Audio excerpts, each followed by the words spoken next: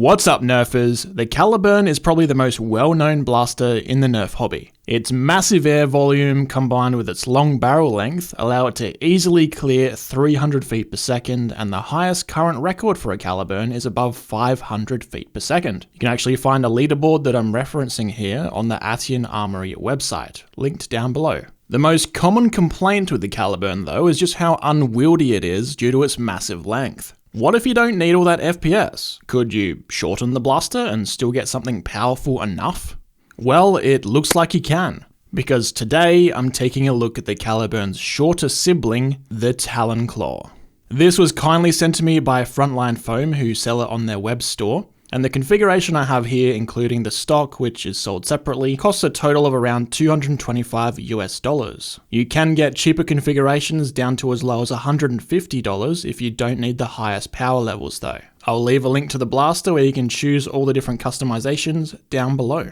Just like the Caliburn, this is a 3D printed mag-fed pump-action manual Springer. Being 3D printed, you can customize the color scheme of the blaster, and just for your reference, the primary color on mine is the purple color and the secondary is the black. Frontline Foam have simplified choosing your power level, giving you options for a low 130 feet per second setup, medium 150 feet per second setup, high 230 FPS setup, or what I have here, the super high 300 feet per second configuration. What the different options are changing when you click on them are the spring and barrel combinations. But if you want to manually go in and select those, there is an advanced user button that you can press instead.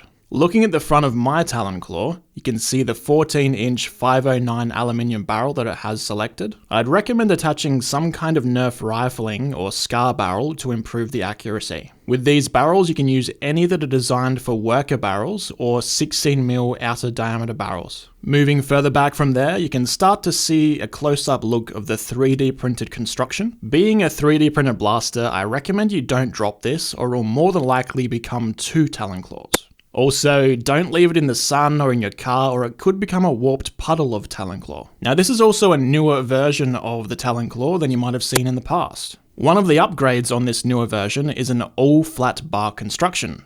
It still has some flex to it compared to similarly priced injection molded blasters like the Harrier, but it's definitely a lot more rigid than earlier models, and there's definitely far less movement to it than my old Caliburn from years ago. The shotgun grip could be used as is, but it also has Picatinny rails on the bottom where you should add a vertical grip. While filming this demonstration, I actually cut my hand open on the Picatinny rail. So I highly recommend attaching a grip of some kind, unless you want to feed the Talonclaw your own blood rather than that of your enemies.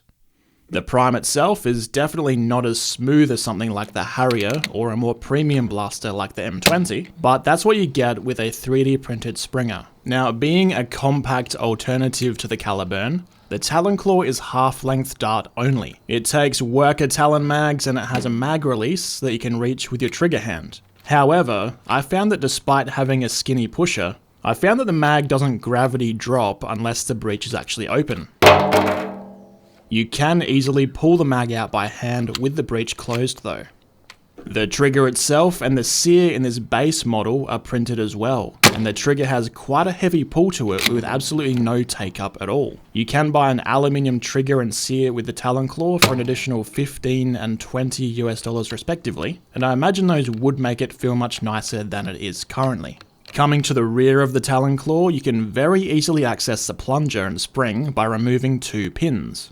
There's one pin in the side and one on the top. I added electrical tape to the pins and ran them in because they lacked a little girth for the holes and kept slipping out. And of course, not wanting to lose one while running around out on the field, wrapping them first made it a tighter fit. With that end cap removed, the spring I have in here is not actually the K25 that it comes with. Instead, I swapped in an 18 kilogram longshot spring, although that probably wasn't the best idea, and I'll explain why when it comes to the chrono test. One optional upgrade I did choose though was the black acetal plunger. This gives a better air seal due to it having a smoother finished surface than a 3D printed part. By using the upgraded plunger, you do lose the air brake feature of the new Talonclaw model. In practice though, you may just see slightly more wear on the ram base over time. Now we come to the stock. By default, the Talonclaw doesn't actually come with one, and I was a bit disappointed when I received it, so I sent a message to Frontline Foam, look, can you send me a stock with this thing? I don't know who would want to use it without a stock, but there are a couple of different options you can choose from on Frontline Firm's website. The one I have here is adjustable and uses a worker butt stock, allowing you to set multiple different lengths from fully collapsed to fully extended. I'll leave a link to the worker stock you need to buy separately down below, but you'll also need to choose the adjustable stock mount option when you buy the Talonclaw.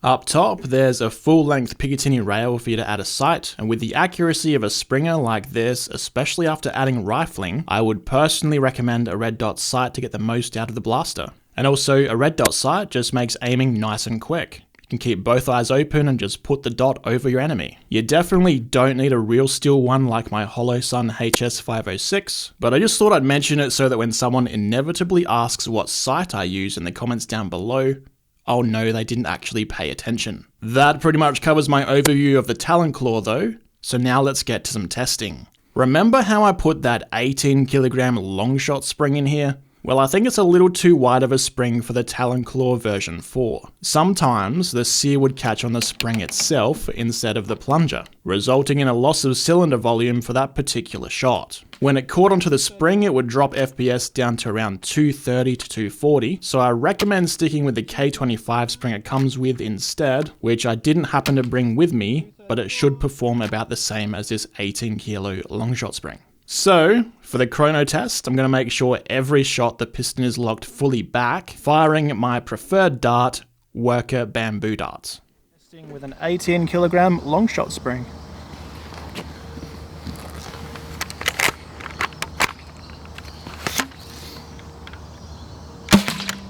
$295, $292, $285, $289, $284, duplicate $284, $288, $286,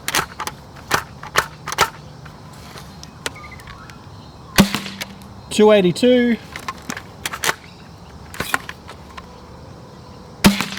$286, $285, $288,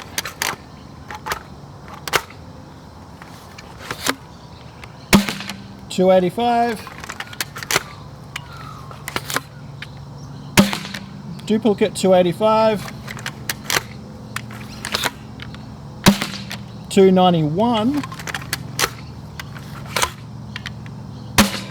and that's a dry fire, so that's all 15 shots done. With the 18 kilogram long shot spring, making sure the piston locked back fully for each shot, I got a high of 295, low of 282, average of 287, and a standard deviation of a mere 3.5. That's some very consistent velocities from the Talonclaw with the acetal plunger and worker bamboo darts. For you at home, I definitely recommend using that K25 spring though to avoid the issues I'm having here. Now for a 30 meter accuracy test with one of Foamwork Adelaide's bearing scars attached. First I'll do 15 shots with the piston fully locked back, and then after that, just for curiosity's sake, I'll see how much the FPS loss drops the impact point on the target.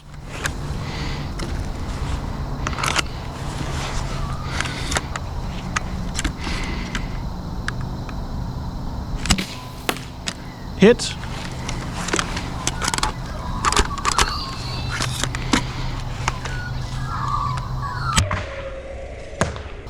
Hit.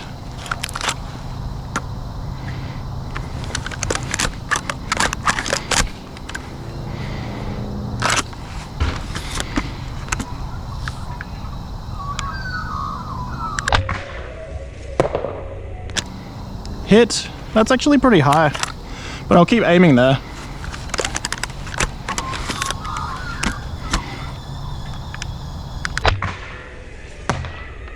Hit.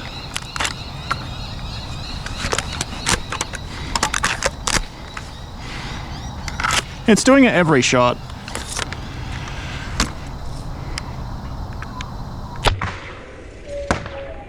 hit.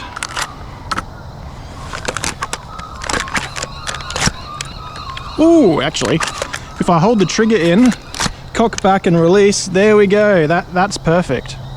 That solves my issue with this spring. Hit.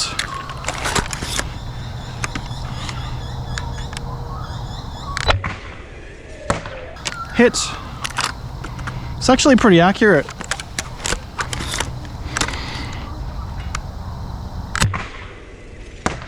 Hit. I think for all the gameplay footage, because I didn't bring a K spring with me, I'm just going to have to put up with the 230 FPS shots every now and then. Hit.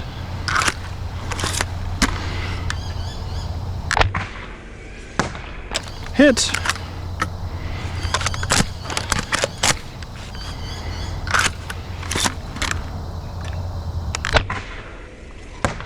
Hit.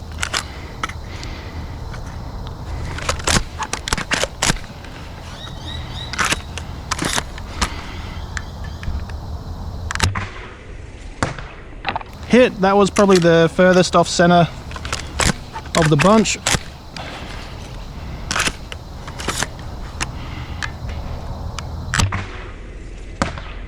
Hit. Although that last one was not far off from the one before it.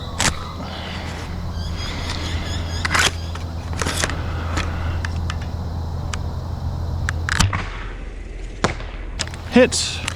We got one dart left for the 15. Oh, lucky.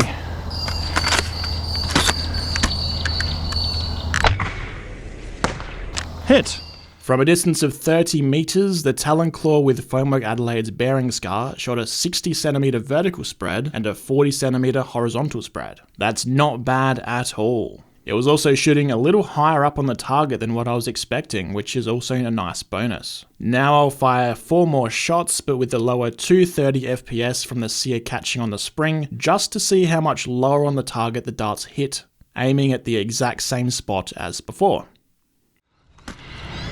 Same spot I'm aiming at. Not that much different, actually.